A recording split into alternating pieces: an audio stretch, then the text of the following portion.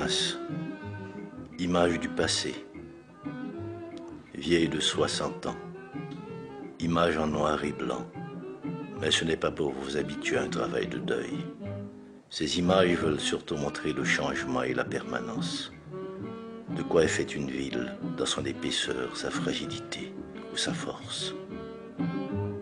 Question essentielle qu'on se pose, qu'on a envie de poser en regardant les images effacées dans notre souvenir. Le palais national d'une blancheur impeccable, la cathédrale de Port-au-Prince d'un rose bonbon à croquer. À Port-au-Prince, nous avions la rue à portée de la main. Chaque passant avait un temps de parole. On vivait dans la nonchalance des conversations. On ne s'engueulait pas. Les arbres étaient toujours verts, décidés à ne pas céder au soleil mortifère qui brûlait l'asphalte.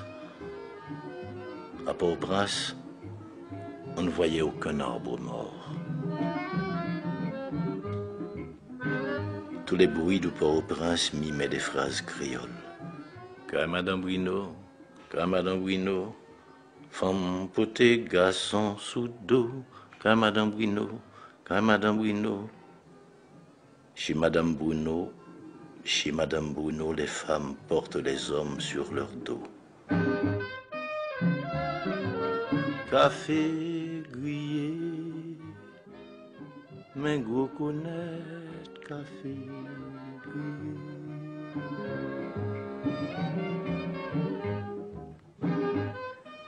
Sous les vérandas, les adultes jouaient aux cartes ou aux dominos. Ils donnaient des audiences, c'est-à-dire le petit récit vraisemblable construit à partir de la vie ordinaire.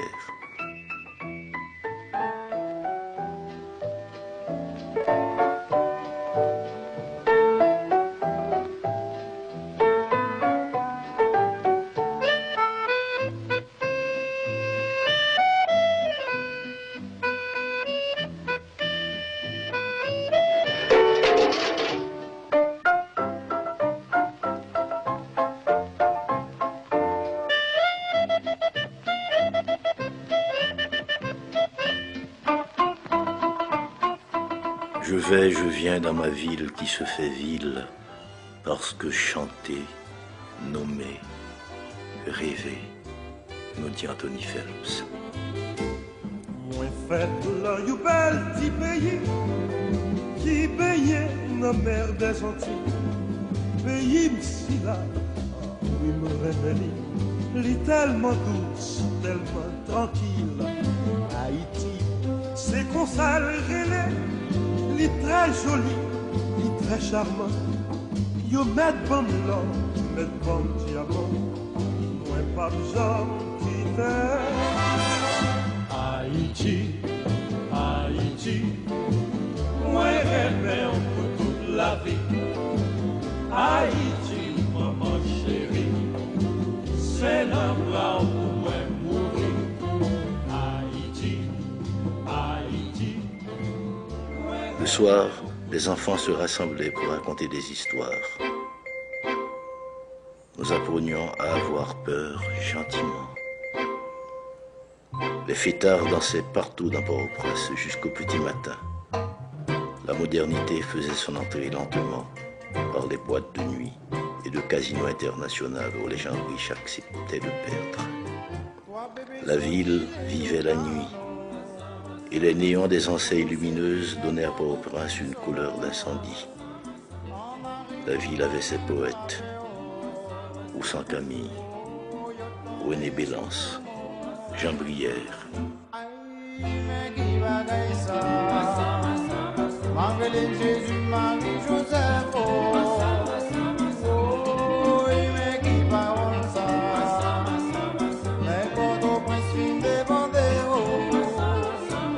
Au matin, le centre-ville de Port-au-Prince, quadrillé comme un cahier d'épicier, se laissait voir.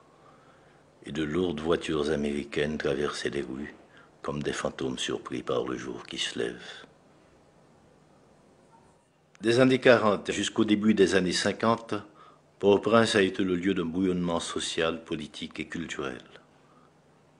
1944, arrivé en Haïti d'Aimé Césaire, poète martiniquais, membre fondateur du mouvement La Négritude. Le 24 septembre 1945, l'Institut français d'Haïti, fondé et créé par le docteur Pierre Mabille, allait marquer un tournant dans la vie culturelle et artistique de Port-au-Prince.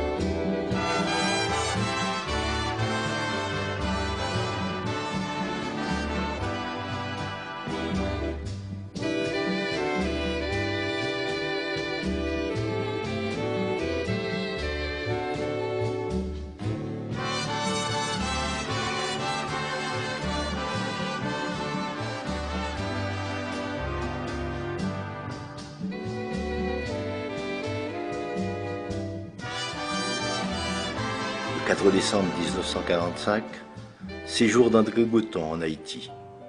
Poète, théoricien, ami de Pierre Mabille et chef de file du mouvement surréaliste, il est accompagné du peintre cubain Wilfredo Lam.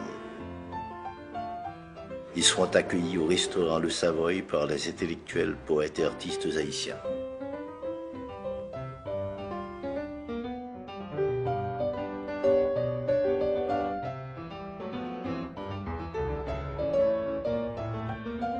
André Breton, dans son discours au Savoy, nous dit ceci. « Je vois des hommes dont tout l'effort tend à se couronner du mot indépendance. Et je sais aussi qu'en France, comme dans les pays plus lointains, ce beau mot d'Haïti évoque aussitôt, sinon pour tous, des épisodes bien précis de votre histoire, du moins une volonté d'émancipation qui ne s'est jamais démentie. Ce beau mot d'Haïti a pris à plusieurs reprises des accents si pathétiques que dans l'esprit de tous ceux qui méritent de penser, il s'est gravé pour toujours.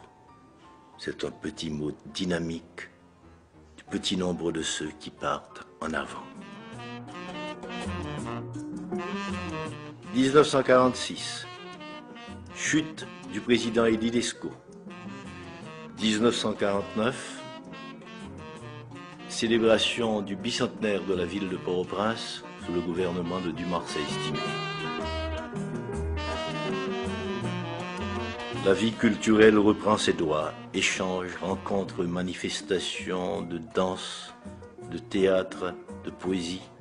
L'Institut français quitte ses anciens locaux de l'avenue Charles Sommer pour se reloger au pavillon de France, construit à l'occasion de la grande exposition internationale de 1949, où il poursuivra ses activités jusqu'en 1999.